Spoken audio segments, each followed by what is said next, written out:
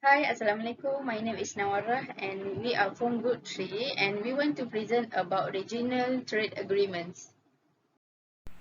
Abstract. The WTO main principle of non-discrimination among trading partners is one of its core principles, namely RTA, which are reciprocal preferential trade agreements between two or more trading partners, are one of the aspirations and the principles under WTO.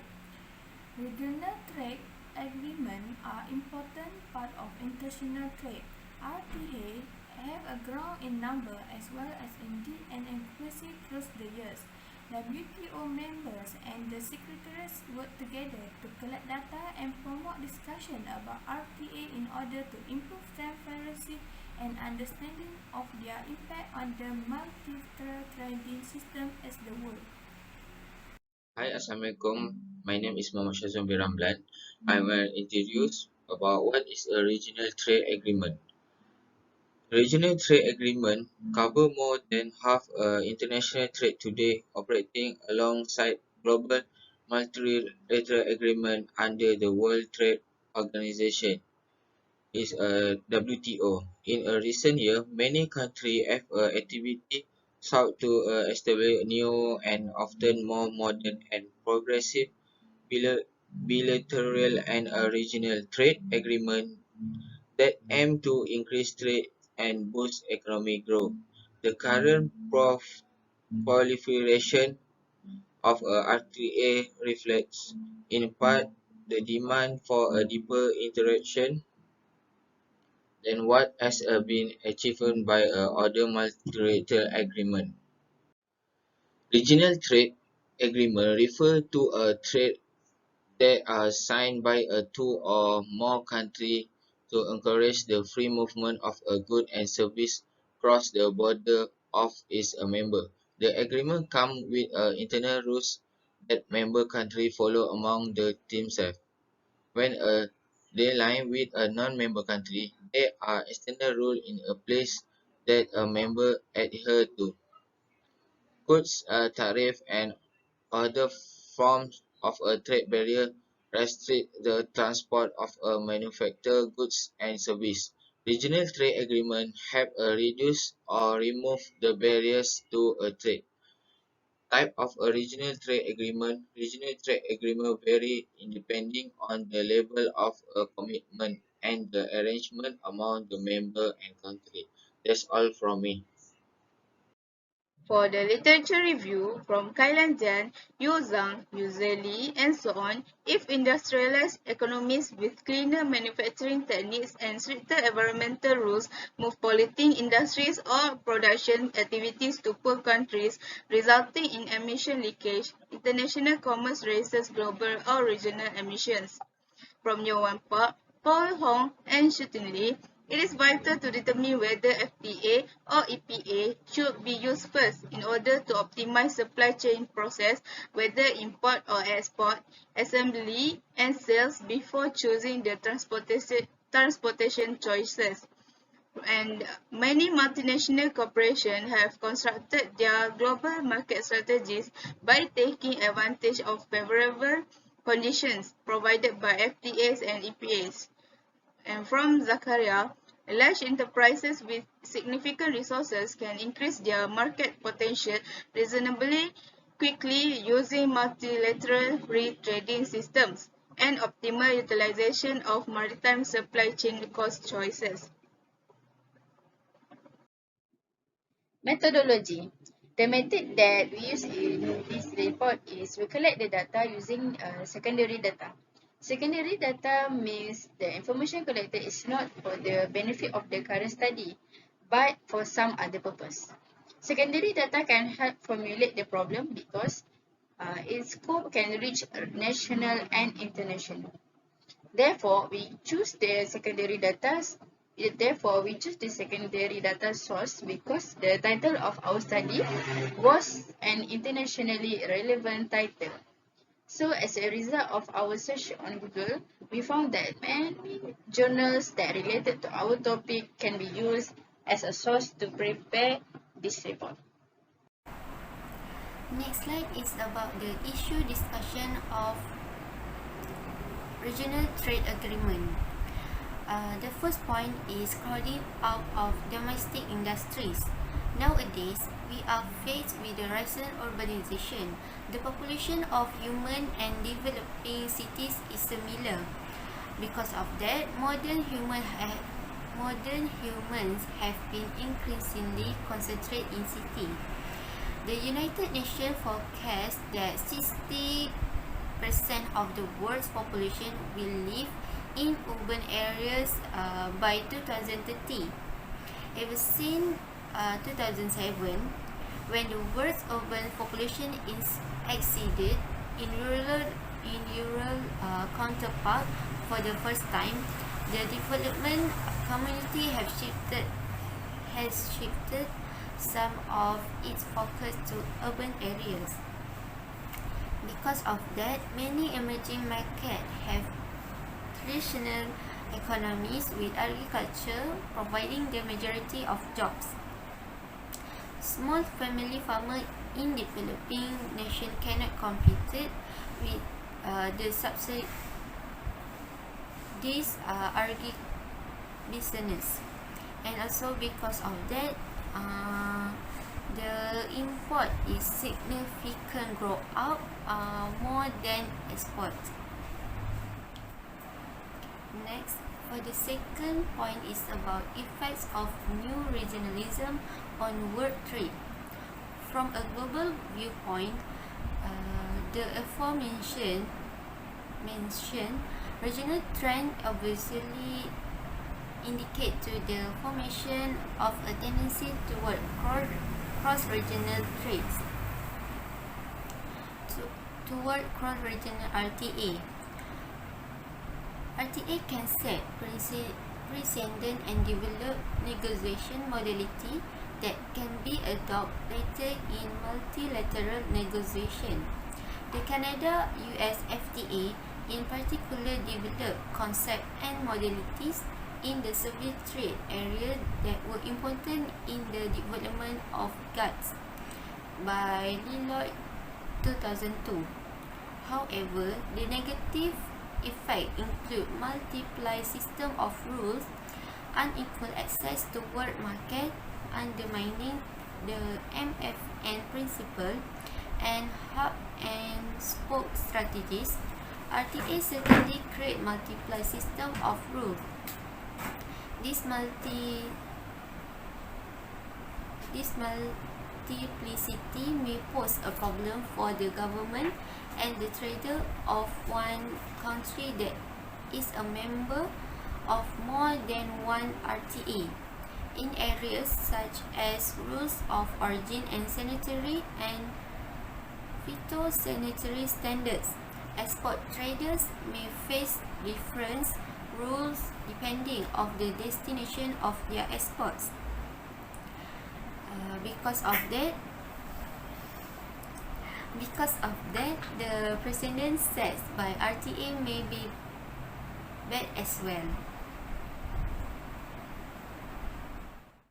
Based on the Research Regional Trade Agreement in the Doha Round Good for India by Kitanjali Nataraj, there are issues regarding the Regional Trade Agreement, which are duties and other restrictive regulation of commerce.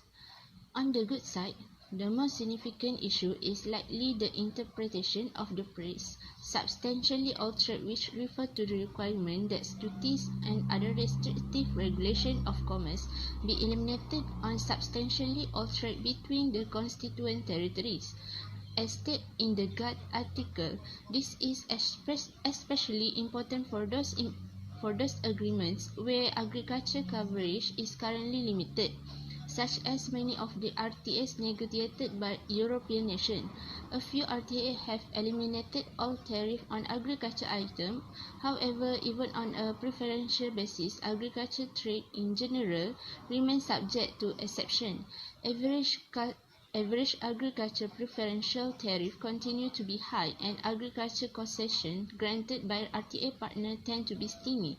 The argument over the price substantially altered have concentrated on two interpretations that are not mutually incompatible.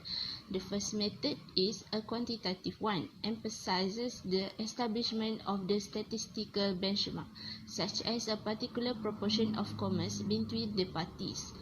And the second one is a qualitative one, would require that no industry or at least no significant sector be excluded from intra-RTA trade. Next issue is the general incidence of duties, which upon the formation of a custom union are not to be usually higher or more restrictive against third parties. This issue has been substantially clarified by the 1994 understanding, which stipulated that the evaluation of the general incidence of the duties and other regulation of commerce applicable before and after the formation of the custom union shall be based on an overall assessment of the weighted average tariff rates, for which the applied tariff rates shall be used. If it were desirable to prevent even static trade diversion, the MFN rates may be lowered to a level that would prohibit or limit trade diversion. Concerning other regulation of commerce (ORCS) and other restrictive regulation of commerce, the systematic debate also confirmed the definition and assessment of non-tariff barriers. The sole exclusion involved quantitative constraints that comply with GATT rules. Example, agriculture balance of payment and health or safety consideration. The term regulation of trade has only been used in the legal text of the GATT in the relation to RTAs. Some members have claimed that it is not significant whether particular measures fall under the umbrella of ORRCS, but rather whether they are used by RTA parties restrict the commerce of the third parties. Lastly, rules of origin problem. Preferential rule of origin (ROO) are an important part of any FTA because they help deal with a number of trade issues and keep trade from being diverted. It's also a big problem in an RTA, and when both developed and developing countries are involved, it makes it hard to trade. Gitanjali Nataraj say that the ROO requirement in the EU is very complicated and biased. It's also expensive to meet the ROO certification requirement in the EU. In some cases, the benefit of preferential schemes are small compared to the administrative work and cost of planning the product mix to meet the preferential ROO. This means that companies often decide to pay the MFN tariff rates even though they meet all the requirements for origin because it's easier and cheaper. The difference rate of value added criteria show that the ROO in the EU was made with protectionist interests in mind. This is bad for a lot of developing countries because they have preferential RTAs with the EU and most of their exports are sensitive products like textile and clothing. Free trade agreements don't just reduce and eliminate a tariff, they are also have addressed behind the border barrier that would otherwise impede the flow of a good and service, encourage investment and improve the rules affecting such as issue intellectual property, e-commerce and government procurement. Free trade refer to be a ability of a country to import and import goods without the imposition of a tariff or other non-tariff article. Allow customer to pay cheaper price, increase export profit from economy of a scale and have a wider range of item to choose from. Country can benefit from economy of a scale and lower average cost if they are specialists in a particular item. This is a specialist true in a business with a large fixed cost or that require a lot of investment. Consumer will benefit from economy of a scale as a price will be cheaper and exporting enterprise will be more efficient. RTA encourage trade relation among a member which benefit the UA and a NAFTA country in a particular. The majority of a trade resistance fall into one of two kind. The first comprise a national with a low predicted and trade obstacle, which are primarily due to natural reasons such as a geographical distance, while the second include country with a relative significant article trade barrier such as a trade restriction, border blockades, and a difference in a culture and political policy. Trade union create as a result of a country-to-country agreement. Country with a better indicator such as United States, Chinese, Japan, Korea, South Africa, Singapore, Australia, and Malaysia have a friendly trade environment and considerable trade flow. Most a trade agreement between considerations such as a geographical distance and there are not evident trade barrier. That's all from me. Research analysis. Deep agreements promote commerce, foreign investment, and involvement in the global value chains more than shallow agreement. Deeper agreement improve commodity trade by more than 35%, service trade by more than 55%, and GVC integration by more than 10% on average. Deep agreement expect a public goals. Certain element of this agreement benefit our trading partners and have a good welfare effect as a result of increases commercial and better policy agreement.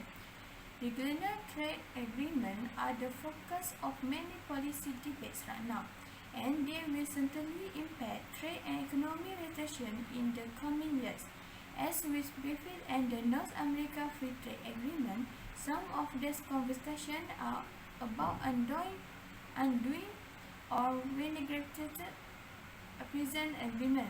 New trade agreement has been concluded or been negotiated in many other cases, often involving developing countries, such as the Comprehensive and Progressive Agreement for Trans-Pacific Partnership, the Europe Union-Mercosur Trade Agreement, the Regional Comprehensive Economic Partnership between ASEAN countries and the sea of their major trading partners, and the Continental Free Trade Area CFTA in Africa. In conclusion, we realize that RTA is important to many countries. However, there are many issues that arise related to RTA. For example, effects of new regionalism on world trade, duties and other restrictive regulation of commerce, the general incidence of duties and rules of origin problems. Therefore, in our findings, we can determine that there are many benefits for the country that apply RTA. For example, the capacity of countries to import and export goods without the application of tariffs or other non-tariff barriers is referred to as free trade. So we hope that RTA can be used well for many countries because it has many advantages and facilities import and export. Thank you.